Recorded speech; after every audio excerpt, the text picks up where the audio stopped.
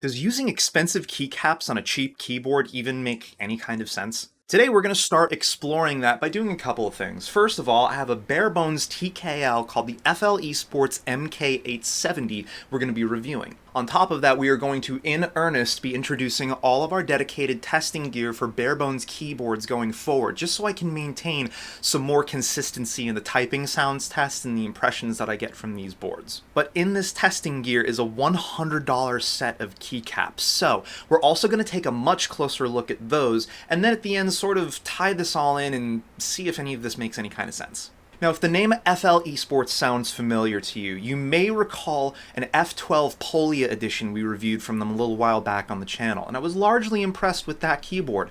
This one carries a lot of that same DNA, so let's get right into it. Included accessories are really straightforward with this thing. You get a very simple USB-C cable and a decent, if not uninspiring, combination switch and keycap puller. The design of the board's basically an elongated wedge with a gentle convex dish down the center of it. The case is constructed of injection-molded ABS plastic. Translucent black is on hand today, but there are several other colors available through several different retailers. I'll have some links down in the description. I do admittedly wish the retail outlets out there would have a little bit more consistency in the color options available. As far as any visual imperfections are concerned, the only one I could immediately find was a stress crack near the tilde key, but I admittedly only noticed it several months into first using this keyboard, so I can't tell if it's something that I did or something the board shipped with. And of course, the case is just a little bit on the creaky side, but what did we really expect for a plastic $60 keyboard that just kind of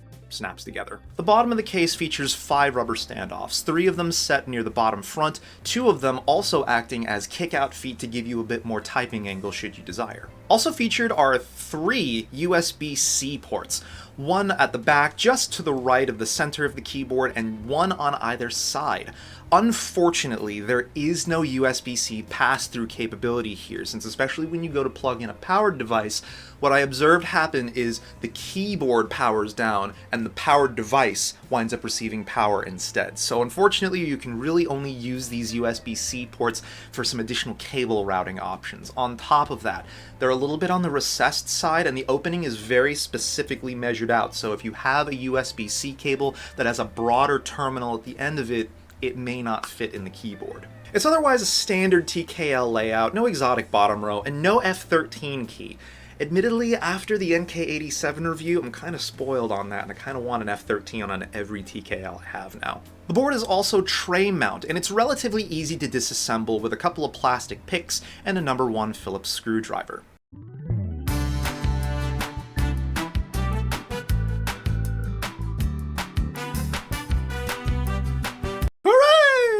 Unfortunately for this tray mount design, the standoffs in the case do not have metal slugs in them, so you will want to be exceptionally careful when reassembling the keyboard to avoid stripping out these posts. The plate is steel, really stiff, really strange acoustics in the backspace and enter key, as we'll hear in the typing test. Mounted in the plate from the factory is actually some of the most decent plate mount stabilizers I've ever seen on a budget class keyboard like this. They do come factory lubed. Unfortunately, my spacebar and right shift stabilizers had a little bit of ticking out of the box. That said, all I ever really needed to do to these was take a syringe of 205 grade 0 and inject a little bit more in. I never once actually removed and disassembled these to tune them. Not bad, FLEsports. Also not bad is the included silicone damper that's present underneath the plate. It is largely impactful, but again, like we'll hear in the typing test, there's something about this plate and the acoustic profile near the backspace and the enter that definitely needs some TLC. The PCB features 5-pin south-facing hot swap sockets. This is a blessing and a curse, depending on who you talk to. Some folks, like myself, will prefer the south-facing socket because for me, even if I am using caps with shine-through legends, the orientation of the LED doesn't, for me, impact the brightness of the legend. But there are some folks with more sensitive vision issues or more sensitive lighting issues in their ambient environment, and they will want to have north-facing LEDs with shine-through legends to make it easier to see the keyboard. Your mileage will vary. Now, while the board does come stock with plate mount stabilizers, the PCB features accommodations for PCB mount stabilizers. Unfortunately, because this board shares compatibility for both, it features the same restrictions that the GMMK2 features in terms of outer diameter for the stabilizer housing, which does restrict you to stabilizers like GSV2s, Tech C, and C3 equals. Now, the RGB lighting on this board is per key and has fairly standard control through the software, which on top of being kind of hard to find is also really janky to use. That said, I will have a link down in the video description, since even though they do have built-in macro commands on the keyboard to do that without the software, you do get a slightly better tuning ability with the software. Alright, now let's dish on some drop DCX keycaps. DCX stands for drop cylindrical X, with the X of course meaning extreme. They feature a cylindrical dish in the top of the cap with a low slung sculpted profile.